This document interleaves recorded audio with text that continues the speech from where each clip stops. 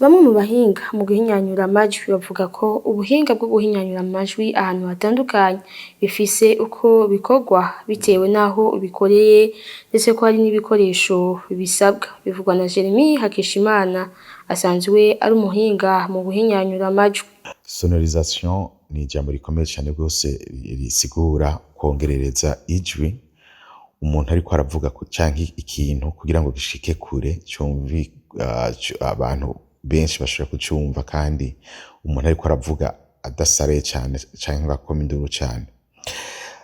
N'ubuhinga mukunda kubona mu ma concert, mu ma festival, ahantu hakoranira abantu benshi mu masoko, mu ma eglise, mu misigiti, ahantu haba hari abantu benshi uvuga canke uririmba akaba ari umwe canke akaba ari umugwi w'abantu batoya bake muga ku buryo abantu bari kure cyane badashobora kumwumva. Ubwo buhinga nabwo bukaba bujana n'ibikoresho vya sonorisation nyene. Donc harimwo ikintu ca mbere gikomeye bita amplificateur canke ingwizi, ikintu gituma ijwi ry'umuntu riba rinini rikagwira rigashika kure cyane imbere yuko ripfa.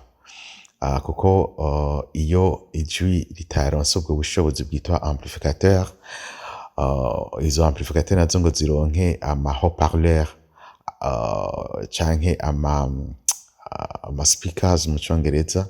Iyo rero ivyo bikoresho bitahari bikomeye usanga umuntu ariko aravuga ata sonorisation afise ijwi ryiwe ridaheza ngo rishike aho ryategeza gushika, rica ripfa. N'ivyuma rero biriko biratuma iryo jwi rishika kure bitari vyiza bidafise inguvu zikwiye, biraheza bikavuga nabi, bigasarara, bikajwangarara umuntu ari nyuma canke n'uri imbere bikamumena amatwi canke n'urya muntu ariko aravuga ivyo avuga ntivyumvikane ugasanga vyabaye deformé. Nico gituma bisaba ubuhinga n'umwuga ukomeye cyane gose. Muri sonorisation kandi harimwo ikijanye no gukingira abantu batari muri ivyo bintu batifuza kumva ubwo gwamo canke ivyo bintu biriko biraba. Urumva nababwiye ko sonorisation iza gutuma abantu bari kure bumva amajwi, ariko abo bantu bari kure aba ari abo bantu nyene baje muri ivyo bintu. Nico gituma muri sonorisation hajamwo ikindi kintu bita insonorisation.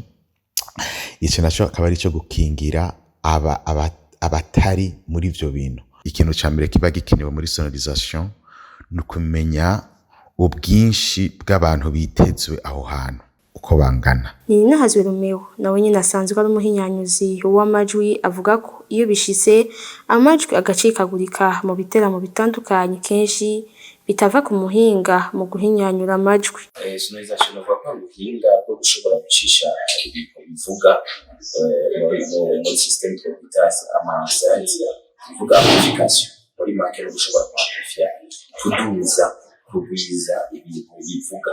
Navuga yuko gucikagurika cyangwa kugira navuga volume nini ya cyangwa ntoya kenshi ntibiva kuri karabikora, kandi navuga ko sonorisation ubuhinga bwa mari bwabo ni bya bindi nyene mugabo gusa ku bunini butandukanye. Bavuga nk'iyo uri kuragira sonorisation kuri stade birumvikana ko bidashobora kugira ivyuma bingana naho uri kuragira sonorisation tuvuge muri saro y'umuntu cyangwa mu gasare gatoya. Niryo tandukaniro rihari. Naho ubundi hoho navuga ko sonorisation iguma ari yayindi, nuko gusa utegerezwa gushira mu biharuro urakora ubunini bw'ikibanza uri gukoreremo. Abo bahinyanyuzi bakaba bavuga ko kugira umuntu ahinyanyure ijwi neza mu biteramo bitandukanye bisaba uburyo bwinshi kugira hakoreshwe ibikoresho vyiza.